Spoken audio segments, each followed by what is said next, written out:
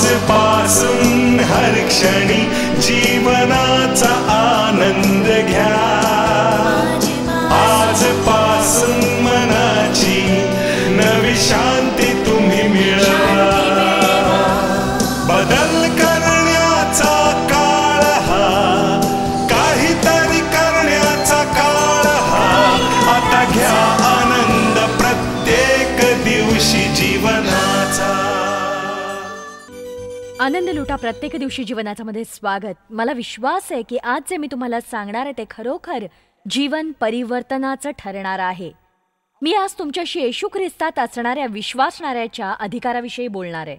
अनेक वर्षापूर्वी जेव्हा माझ्या लक्षात आलं माझ्याकडेही काही अधिकार आहेत आणि माझ्या जीवनातील परिस्थितीला मी सैतानाला तुडवू देता कामा नये कधीही. देवाने आपल्याला सामर्थ्य दिलेलं आहे आणि या सामर्थ्यात कशी वाटचाल करायची हे आपण शिकायलाच हवं आहे. याच्या पुष्कळशा भागाचा संबंध केवळ विश्वास ठेवण्यावर आहे. तुमच्यात सामर्थ्य नाही असा जर जीवनभर तुम्ही विश्वास ठेवला किंवा तुम्हाला कधीच काही मिळणार नाही असा विश्वास, तुम्हाला कधीच अधिकार मिळणार नाही, कधीच विजय मिळणार नाही, तर तुमच्या बाबतीत तेच घडेल. पण मी आज देववचनाद्वारे विश्वास ठेवते की तुमच्या मनाचं नवीकरण होईल आणि तुमच्या विचारापेक्षा तुमच्यात अधिक काही आहे. तुमच्या मनावर अधिकार गाजवा. कल्पनेला झुगारून देणं म्हणजेच अधिकार गाजवणं होय. जेव्हा सैतान तुम्हाला काही खोटं सांगतो हे देववचनाशी सहमत नसतं, जर तो तुम्हाला म्हणाला याचा काहीच उपयोग नाही, तुम्ही म्हणता याचा काहीच उपयोग नाही, मग तुम्ही सैतानाला सहमत होता. पण जर सैतान म्हणाला तुमचा उपयोग नाही, तुम्ही म्हणालात मी ख्रिस्तात देवाची सात्विकता आहे, तर तुम्ही देवाशी सहमत आहात. तुम्ही चुकीच्या विचारांवर अधिकार गाजवलाय आणि हे सैतानावर अधिकार गाजवण्यासारखंच आहे. एकही मिनिट असा विचार करू नका की तुम्ही आरामात बसून नको ते फालतू विचार करू शकाल आणि मग जेव्हा आपल्या आयुष्यात खूप वाईट अशा गोष्टी होतात तेव्हा आपण असं म्हणतो की मी तुला धमकावते सैताना. हे एक पॅकेज डील आहे. तुम्ही चुकीच्या विचारांवर अधिकार गाजवा. आपण आपल्यात असलेल्या अयोग्य प्रवृत्तीवर अधिकार गाजवायला हवा. आणि मी काय म्हणते कळतंय का? देवाने मला हे बऱ्याच काळापूर्वी सांगितलं. स्वतःला देवाच्या अधीन करा, सैतानाचा विरोध करा म्हणजे तो पळून जाईल. आपण सैतानासारखंच वागून त्याच्यावर अधिकार गाजवू शकत नाही. आपण आपल्या वाट्याचं काम करायला हवं. मी अक्षमाशीलतेत राहून सैतानावर अधिकार गाजवू शकत नाही. मी सतत त्रासलेली राहून, अस्वस्थ राहून सैतानावर अधिकार गाजवू शकत नाही. काही गोष्टी आहेत ज्या मी करायला हव्या आहेत. मी माझं काम जर देवकृपेने केलं तर मग देवाच्या इच्छेनुसार मी तो अधिकार आणि ते सामर्थ्य मिळवू शकते नक्कीच. किती जणांना हे कळले की जर तुम्ही परिपक्वतेच्या पातळीवर वाटचाल केली तर विश्वासू म्हणून देव तुमच्यावर हक्काने आणि कायद्याने सामर्थ्य मुक्त करणार आहे. हे असणं एक गोष्ट आहे, तुमच्याकडे असूनही तुमच्याद्वारे वाहून त्यामुळे इतर कुणाला मदत होणं ही आणखी एक गोष्ट आहे. लूकच्या 4थ्या अध्यायात सैतान येशूशी खोटं बोलला असं लिहिलंय. सैतान येशूला म्हणाला आणि येशू सैतानाला म्हणाला. सैतान येशूला म्हणाला, येशू सैतानाला म्हणाला. सैतान येशूला तिसऱ्यांदा म्हणाला आणि तिसऱ्यांदा येशू सैतानाला म्हणाला असं लिहिलंय. शास्त्र म्हणतं की सैतानाने जेव्हा आपल्या मोहाचं चक्र संपवलं तेव्हा तो आणखी एका संधीची वाट पाहू लागला. असं स्पष्टपणे म्हटलंय सैतानाचे हल्ले पूर्णपणे कधीच थांबणार नाहीत, परतणार नाहीत. पण आपणच युद्ध जिंकतो. तो पुन्हा येतो, आपण तेही युद्ध जिंकतो आणि तुम्ही जिंकलेल्या प्रत्येक युद्धामुळे पुढचं युद्ध जिंकणं सोपं जातं. वचन हे तुमचं शत्रूविरुद्ध असणारं हत्यार आहे. आपल्याकडे असणाऱ्या इतर सगळ्या गोष्टी त्या आपलं संरक्षण करतात, पण देववचनामुळे आपण शत्रूच्या मागे जाऊन त्याला त्याच्या जागी परत पाठवू शकतो. सैतान वचनाला घाबरतो, तो वचनासमोर नमतो आणि आपण हे म्हणायला हवं की असं लिहिलंय, तुम्ही तुमचं तोंड बंद ठेवून गल्ल्यातला हरवू शकत नाही. बायबल म्हणतं आपण बांधू शकतो, विरोध करू शकतो आणि धमकावू शकतो.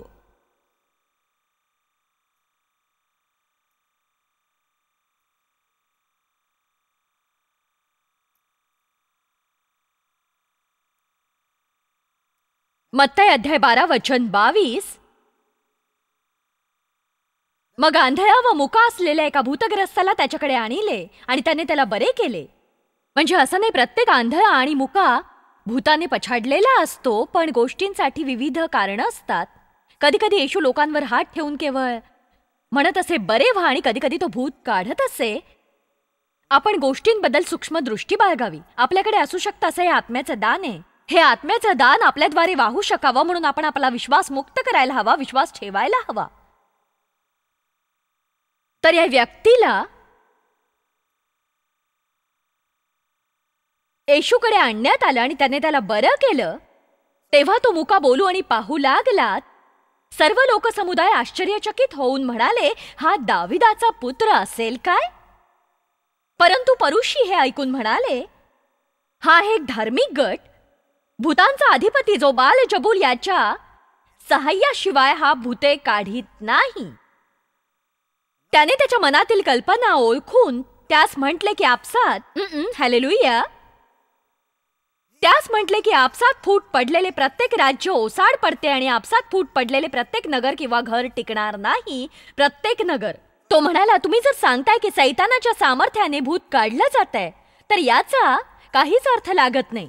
जर एखाद्या भूताने कोणा व्यक्तीला अपवित्र आत्म्याने पछाडलं असेल आणि मी जर तिथून आले आणि भूताच्या सामर्थ्याने त्या आत्म्याला बाहेर काढलं, तर त्या राज्याचं त्यामध्येच विभाजन होतं आणि ते टिकणारही नाही.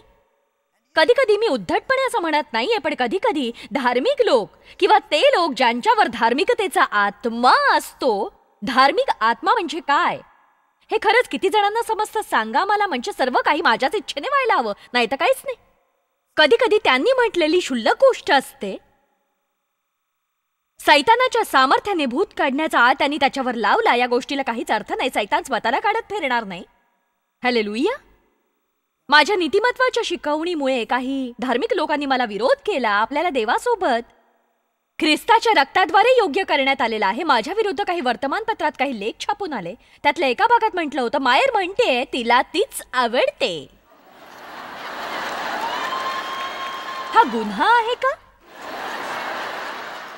त्यांना असं वाटतं की मी एका किड्यासारखं घाणीत वळवळत राहावं आणि म्हणावं की माझा काहीच उपयोग नाहीये, मी शून्य आहे, मी इथे कोपऱ्यात बसून घाण खात बसणार आहे, देवाला काहीच मागणार नाही कारण मी निरुपयोगी आहे, मी एक कुचकी व्यक्ती आहे.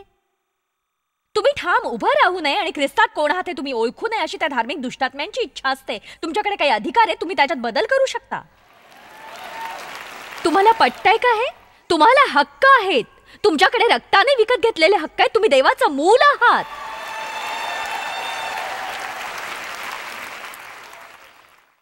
तुम्ही तसं वागायला हवं. आमेन. आपण मफीबोशेतासारखे राहू नये, जो आयुष्यभर लोदेबारमध्ये राहिला, जो राजाजवळ बसू शकला असता. तो त्या ठिकाणी का होता? तो राजाचा नातू होता, पण त्याची स्वप्रतिमा मी फार गरीब आहे अशी होती. तो स्वतःला मेलेला कुत्रा म्हणत असे. तुम्ही माझ्यासारख्या मेलेल्या कुत्र्याची मदत का करू इच्छिताय याची नोंद 2 शमूएल 9 मध्ये आहे. दावीद दुसऱ्याला आशीर्वाद देऊ पाहत होता. आशीर्वाद देण्यासाठी देवाची नजरही सतत कुणाला तरी शोधत असते. ती व्यक्ती अशी हवी जे स्वतःला ओळखतील. बायबल यशाया 30 मध्ये म्हणतं की देव त्यांनाच आशीर्वाद देऊ शकतो जे आशीर्वादाची अपेक्षा करतात. तुम्ही रोज कुठल्या अपेक्षेने उठता? काल होतं त्यापेक्षा अधिकाच्या? नाही. तुम्ही म्हणायला हवं, कालचा दिवस गेला, माझ्यासाठी आज काहीतरी महान घडून यायला हवं. मी चांगल्या बातमीची अपेक्षा करते. देव माझ्या बाजूने आहे. सैतानावर माझं सामर्थ्य आहे. तो आज मला तुडवून जाणार नाही. मी काय सांगत होते ते आठवतंय ना? तुम्हाला योग्य गोष्ट वारंवार करावी लागणार आहे. तुम्हाला वाटतं तुमच्या केवळ एकदा ओरडण्याने सैतान तुम्ही स्वतःला ओळखता असा विश्वास ठेवेल? चला आता, हे एक महत्वाचं तत्व आहे. सतत करणं, सतत करणं, सतत करणं, सतत करणं, सतत करणं, सतत करणं, सतत करणं. सतत करा आणि करत राहा. हाच तो शब्द आहे जो देवाने मला अनेक वर्षांपूर्वी दिला. सतत कर, सतत कर. जॉयस, तुम्ही जर सतत केलं तर सैतानाला तुम्ही निश्चितच थकवाल. म्हणजेच तुम्ही सोचता सैतानापेक्षा अधिक काळ टिकता. आज किती जण निश्चय करतील, कितीही वेळ लागला तरी हरकत नाही, मी सैतानापेक्षा अधिक काळ टिकणार आहे. मी नेहमी काय म्हणते ते सांगू का? माझी महत्वाची साक्ष अशी की मी अजूनही इथे आहे.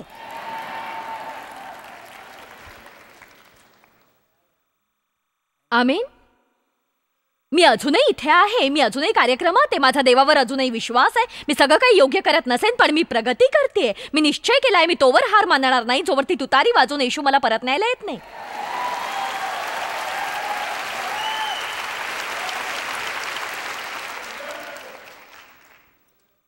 वचन 26. सैतान जर सैतानाला काढीत असेल तर त्यांच्यात फूट पडली आहे, मग त्यांचे राज्य कसे टिकणार? आणि मी जर बालजबूलच्या साह्याने भूते काढीत असेन तर तुमचे लोक कोणाच्या साह्याने काढितात? म्हणून तेच तुमचा न्याय करीतील. परंतु मी जर देवाच्या आत्म्याच्या साह्याने भूते काढीत आहे तर देवाचे राज्य तुमच्यावर आले आहे. देवाचे राज्य, आता बघा वचन 29. अथवा बलवान माणसाला अगोदर बांधल्याशिवाय त्याच्या घरात शिरून त्याची चिजवस्तू कुणाला लुटून नेता येईल काय? त्याला बांधिले तरच तो त्याचे घर लुटील. येशू त्यांना म्हणत होता की मी भूते काढत आहे कारण माझा त्यांच्यावर अधिकार आहे आणि माझा विश्वास मुक्त करून मी त्याला बांधलेला आहे. म्हणूनच मी त्याच्या राज्यात शिरून त्याचं राज्य लुटू शकतो. आणि मी जे करतोय ते सैतानाच्या साह्याने करत नाहीये. मी हे करतोय कारण मला सैतानाला बांधण्याचा अधिकार मिळालेला आहे.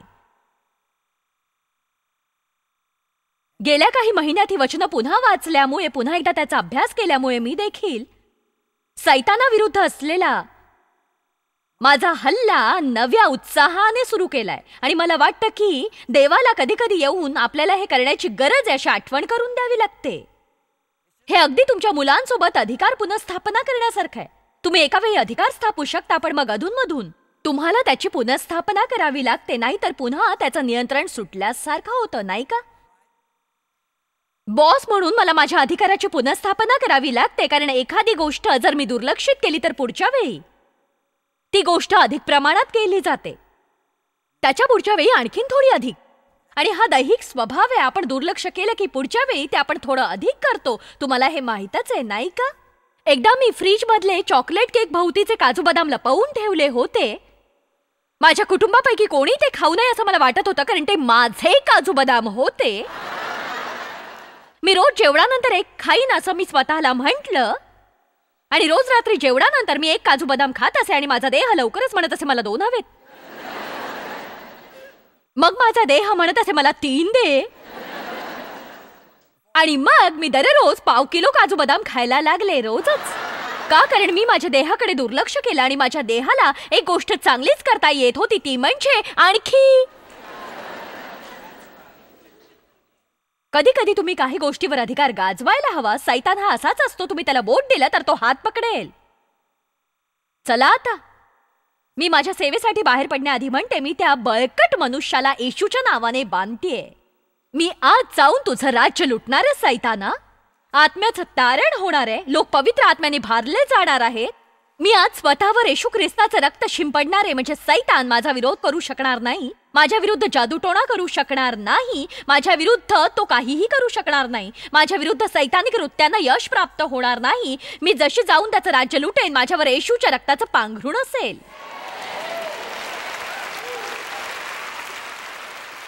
प्रार्थना करण्याविषयी मी तुम्हाला काही गोष्टी शिकवणार आहे. काहींना हे माहिती आहे पण तुम्हाला आठवण करून दिली पाहिजे. काहींनी तर हे कधीच ऐकलं नसेल. आपण काय करतो? प्रार्थनेची वेळ भीक मागण्यात घालवतो. देवा सर तू आणि मी केवळ इतकंच, तू ही एक गोष्ट कर ना देवा, मी तुला कधीच काही मागणार नाही, मी वचन देते नक्कीच. अरे मूर्ख आहेस तू खरंच. तू देखील तू आयुष्यभर गोष्टी मागत राहशील. मी प्रभूला काय सांगते माहितीये? मी एका आध्यात्मिक हावरटासारखे असणार आहे, तुझ्या सिंहासनाजवळच असणार आहे आणि तुझ्याकडून मागता येईल ते सगळं मी मागणार आहे.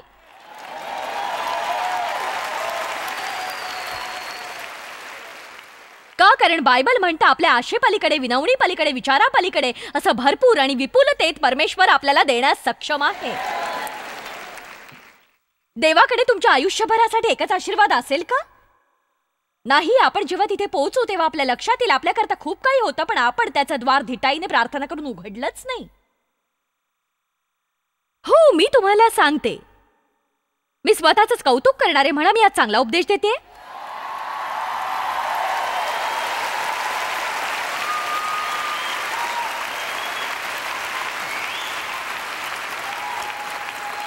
मी जे करते ते मला आवडतंय खरंच. बांधणं म्हणजे गुंडाळून ठेवणं. सैतानाला गुंडाळून ठेवा. याकोब 4:7 म्हणतं, स्वतःला देवाच्या अधीन करा, सैतानाचा विरोध करा म्हणजे तो पळून जाईल. पण अधीन व्हायची तयारी नसेल तर विरोध करायचा प्रयत्न करू नका. देवाच्या प्रथम अधीन व्हा, मग सैतानाचा विरोध करा म्हणजे तो पळून जाईल. मत्तय अध्याय 16 वचन 23. आपण करतो ती घोडचूक ही, मी जे बोलीन ते नीट ऐका, आपण ही जी घोडचूक करतो ती ही की आपण लोकांकडे पाहतो पण खरं तर सैतानच समस्या असते. बायबल म्हणतं आपलं युद्ध देहाविरुद्ध रक्ताविरुद्ध नाहीये. सैतान लोकांद्वारे कार्य करतो. त्याला वाटतं आपण लोकांवर चिडावं, त्यांच्याबद्दल कटुता बाळगावी, त्यांच्याबद्दल राग ठेवावा मनात, लोकांचा द्वेष करावा, लोकांपासून लांब राहावं, जवळच्या नात्यांना घाबरावं, कारण त्या नात्यांसोबत येणाऱ्या वेदनांना आपण घाबरत असतो. चला, त्याला वाटतं आपण न गुंतता एकांतात राहावं. सैतान लोकांद्वारे कार्य करत असतो. आपण लोकांवर चिडता कामा नये. आपण त्याच्या कारणापर्यंत पोहोचण्याची गरज आहे, जे कारण म्हणजेच सैतान. आमेन. मत्तय अध्याय 16 वचन 23. परंतु तो वळून पेत्राला म्हणाला, अरे सैताना, माझ्या पुढून निघून जा. येशू यरुशलेमेच्या वाटेवर होता आपल्या दुःख सहनाच्या, आणि त्याने आपल्या शिष्यांना असं म्हटलं की जाण्याची वेळ आता आली आहे. बायबल म्हणतं येशूला धमकावण्यात आलं, त्याला बोलकं करण्याचा प्रयत्न करण्यात आला. जरी येशू पेत्राला काय होणार हे सांगत होता, जेव्हा खरी वेळ आली तेव्हा पेत्र घाबरला. त्याला माहित होतं की येशू सोबत जर काही गैरवर्तन होणार असेल तर तोही धोक्यात येईल, आणि त्यालाही शिष्य आहे, त्यामुळे त्याला तीच वागणूक मिळेल. निदान मला तरी हेच वाटतं या बाबतीत. येशूची देवाच्या इच्छेबाहेर पडण्याची इच्छा नव्हती. तुमच्या आयुष्यात देवाच्या इच्छेविषयी तुम्ही खंबीर राहा. खात्री करा की तुम्ही यातून बाहेर पडणार नाही. शत्रू तुमच्या चांगल्या मित्रांचा वापर करेल देवाच्या इच्छे बाहेर काढण्यासाठी. त्यांना तुम्हाला दुखवायचं नसतं. त्यांना वाटत असतं की ते तुमची मदत करतायत, तुमच्यासाठी चांगलं तेच करतायत. जेव्हा देव माझ्याबद्दल, माझ्या आयुष्याबद्दल बोलला, त्याने मला एक स्वप्न आणि दृष्टांत दिला. त्याने मला माझी मित्रमंडळीच दाखवली असं नाही. त्यानं दरवेळी माझ्या भोवती राहून मला प्रोत्साहन देणं येतच असेल असं नाही. मुद्दा असा, आपण कधी कधी लोकांकडे त्या गोष्टीसाठी धाव घेतो जी देवाकडूनच मिळू शकते, आणि मग त्यांनी ते आपल्याला दिलं नाही तर आपण चिडतो. चला, आता मी खरं सांगते तुम्हाला, देवाशिवाय काहीही होऊ शकत नाही. मला हे आवडतं. येशू पेत्राकडून वळून म्हणाला, इथे शिकण्यासारख्या 2 गोष्टी आहेत. त्याला त्याच्याबद्दल आणखी काही ऐकायचं नव्हतं, आणि त्याला त्याच्याकडे पाहायचंही नव्हतं.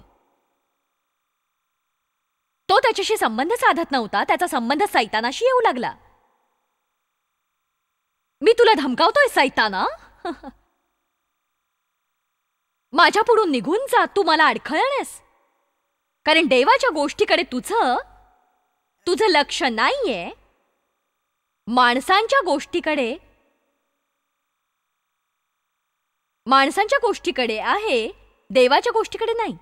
आपण म्हणायला हवं, माझ्या मागे हो सैताना.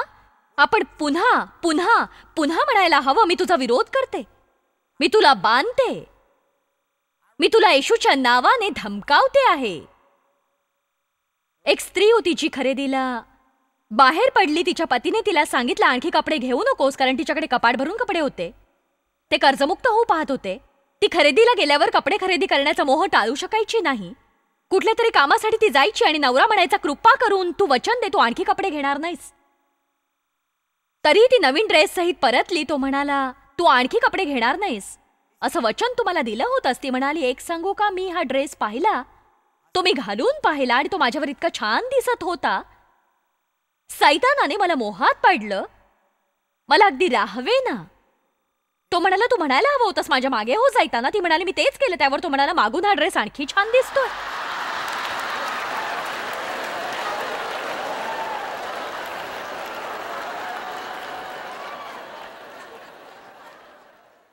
हे असं मागे जाण्याबद्दल आपण बोलत नाही आहोत, नक्कीच नाही. हालेलुया. पुन्हा सांगते, लोक आपल्याला चिडवू शकतात, ते आपल्याला दुखावू शकतात, दगा देऊ शकतात, आपल्याबद्दल खोटं बोलू शकतात, ते आपल्याबद्दल मेतकूट करू शकतात, ते आपल्याला निराश करू शकतात, आपला अपेक्षाभंग करू शकतात. लोकांवर आयुष्यभर चिडून राहण्याच्या जाळ्यात फसू नका तुम्ही, खरंच. कारण दुःखी लोकच इतरांना दुखवत असतात. माझ्या वडिलांनी लहानपणी माझा लैंगिक छळ केला. मी अनेक वर्ष त्यांचा द्वेष केला. त्याचं मूळ हे होतं की कुणीतरी त्यांना दुखावलं होतं कुठे ना कुठे. कुणीतरी येशूच्या रक्ताची रेग मारायला हवी आणि म्हणायला हवं की हे पुढच्या पिढीपर्यंत जाणार नाहीये. आमेन. आत्ता या क्षणी हा पिढ्यापिढ्यांचा शाप मी आता संपवतीये. आत्ता या क्षणी मी त्यावर येशूचं रक्त लावतीये. मी द्वेष करत जगणार नाही, मी कटुतेत जगणार नाही, मी सतत अपमान होण्यास नकार देत आहे. नक्कीच तुम्हाला आठवड्याभरात अपमानित होण्याच्या 50 संधी मिळतील, पण या संधीचा तुम्ही स्वीकार करता कामा नये. तुम्ही म्हणायला हवं, मी अपमानित होण्यास नकार देते. तुम्ही प्रार्थना करा, देवा मला मदत कर, मला मदत कर, माझ्या भावनेसोबत मला मदत कर. मी तुला धमकावते सैताना, तू मला चिडवू शकणार नाहीस, तू मला कटू करू शकणार नाहीस. मी लोकांवर चिडून माझं आयुष्य तुला देणार नाही कधीही.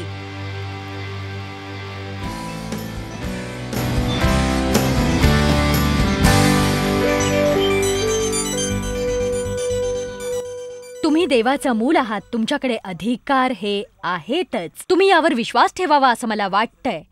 बायबल म्हणतं, माझ्यात जो आहे तो जगात असणाऱ्यांपेक्षा महान आहे. आणि त्यात असंही म्हटलंय की आपल्यावर प्रेम करणाऱ्या ख्रिस्ताद्वारे आपण जेत्यापेक्षा श्रेष्ठ आहोत. आज आम्ही तुमच्यासाठी असं साहित्य सादर करतोय ज्याने तुमच्या मनाचं नवीकरण होणार आहे. तुम्ही अजाण असलेल्या कुठल्याही गोष्टीबाबत काहीही करू शकत नसता. म्हणून जमेल तितकी शिकवण घ्या आणि तुम्ही आजीवन विद्यार्थी बनाल असं ठरवा. तुम्ही जॉयस मायर सेवा कार्यात तुम्हाला कल्पना नसेल इतके तुम्ही आमच्यासाठी महत्त्वाचे आहात. आम्ही तुमचं स्वागत करतो आणि जगभरातील सेवा कार्य यशस्वी करण्यासाठी आमच्या मित्रांचे आणि भागीदारांचे आम्ही आभार मानतो. तुम्हा समवेत आम्ही भुकेलेल्यांना अन्न देतोय, गरिबांना वस्त्र देतोय आणि देशांना धर्माची भेट देतोय. आमच्याशी संपर्क साधा किंवा joycemeyer.org ला भेट द्या आणि प्रार्थना विनंती आमच्यापर्यंत पोहोचवा. जॉयसच्या सभांचा कार्यक्रम पहा आणि आपला सहभाग द्या, कारण संपूर्ण जगभर आम्ही येशूचं प्रेम वाटत आहोत.